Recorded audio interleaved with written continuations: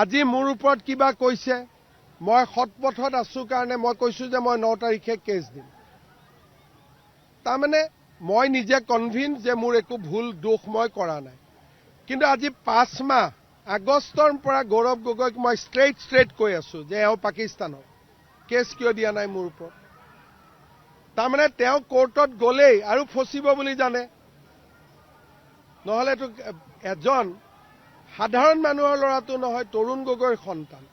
আৰু তৰুণ গগৈৰ সন্তানক এজন মোৰ দৰে সাধাৰণ মানুহে পাকিস্তানৰ এজেণ্ট বুলি কৈ আছে, তেওঁ কোৰ্টত যাব সাহস কৰা নাই।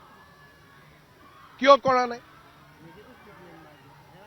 সেইকাৰণে মই সুধিছো যে তেওঁ বহুত কথা ক'ব লাগিব।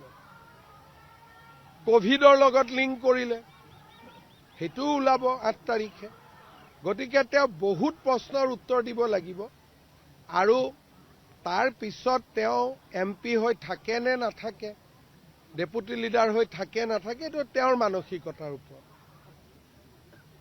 মই যোৱাকালিও খবৰ লৈছো ভাৰত চৰকাৰক যে ইণ্ডিয়ান চিটিজেনশ্বিপৰ কাৰণে এতিয়াও আবেদন কৰিছে নেকি।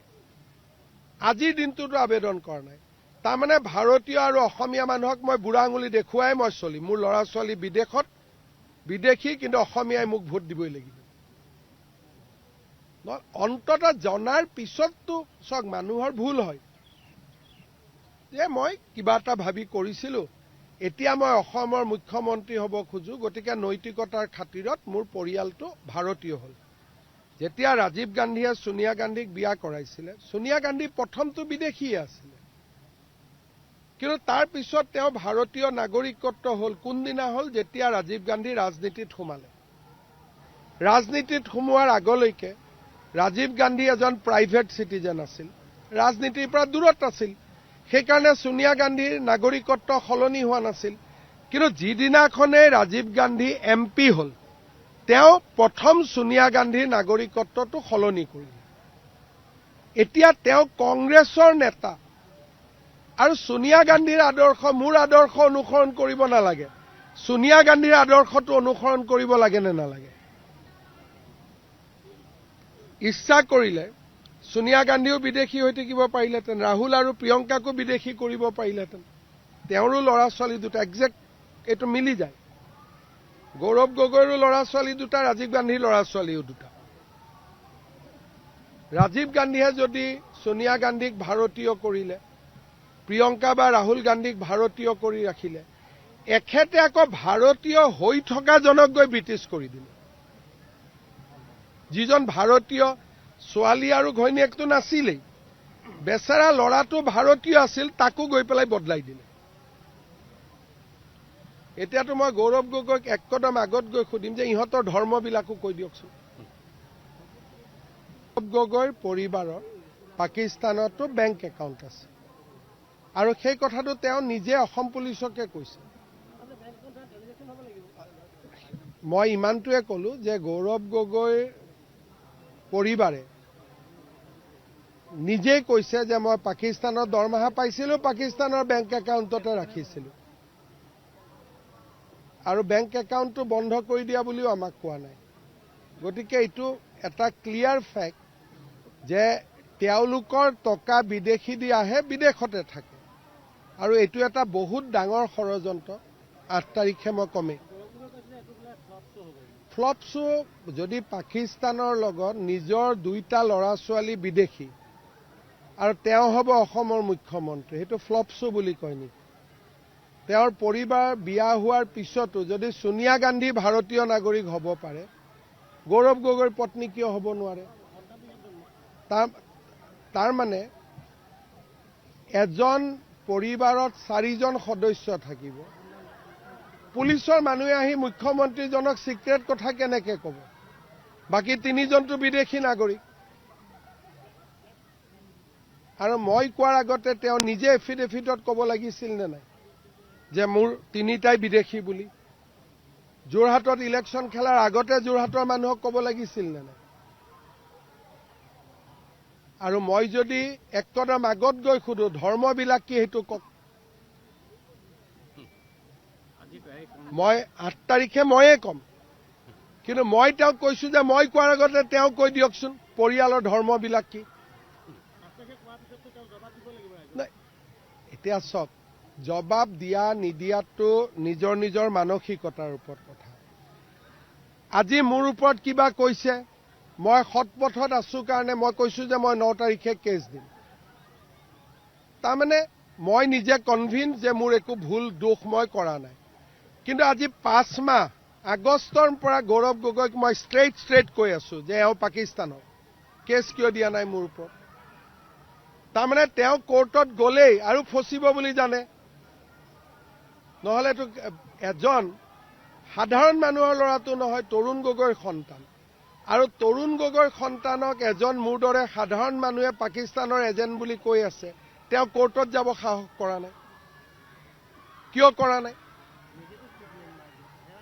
সেইকাৰণে মই সুধিছো যে তেওঁ বহুত কথা ক'ব লাগিব কোভিডৰ লগত লিংক কৰিলে সেইটো ওলাব 8 তাৰিখে গতিকে তেওঁ বহুত প্ৰশ্নৰ উত্তৰ দিব লাগিব আৰু তাৰ পিছত তেওঁ এমপি হৈ থাকে নে নাথাকে ডেপুটি লিডাৰ হৈ থাকে নাথাকে এইটো তেওঁৰ মানসিকতাৰ ওপৰত 7 তাৰিখে কেবিনেটত আমি বিষয়টো আলোচনা কৰিম আৰু 7 তাৰিখে যি কেবিনেটত সিদ্ধান্ত হ'ব এইটো 8 তাৰিখে আপোনালোকক কম কাৰণ কেবিনেটত এটা পৰম্পৰা আছে গতিকে হোম ডিপাৰ্টমেণ্টে কেবিনেট মেমৰেণ্ডাম আনিব আমাৰ মন্ত্ৰীসকলে তাক চাব গুণাগঠা কৰি এটা সিদ্ধান্ত ল'ব যে পৰৱৰ্তী তদন্ত ক'ত হ'ব লাগে কাৰণ ইণ্টাৰপলৰ সহায় ল'ব লাগিব বেংক একাউণ্ট ল'ব ইটো একাউণ্ট ল'ব ইণ্টাৰপলৰ সহায় ল'ব লাগিব যিটো অসম গভৰ্ণমেণ্টে নোৱাৰে গতিকে কোনোবা নহয় চেণ্ট্ৰেল এজেন্সি তাত যাব লাগিব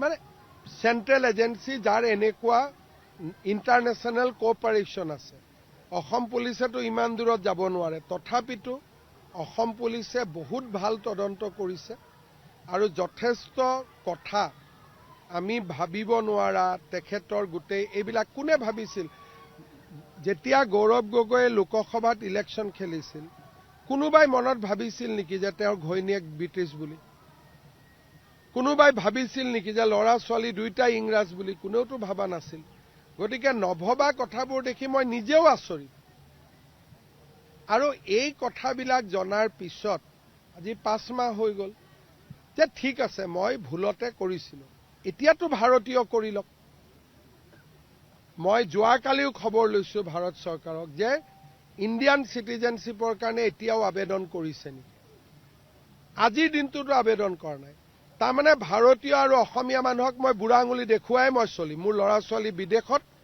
বিদেশী কিন্তু অসমীয়াই মোক ভোট দিবই লাগিব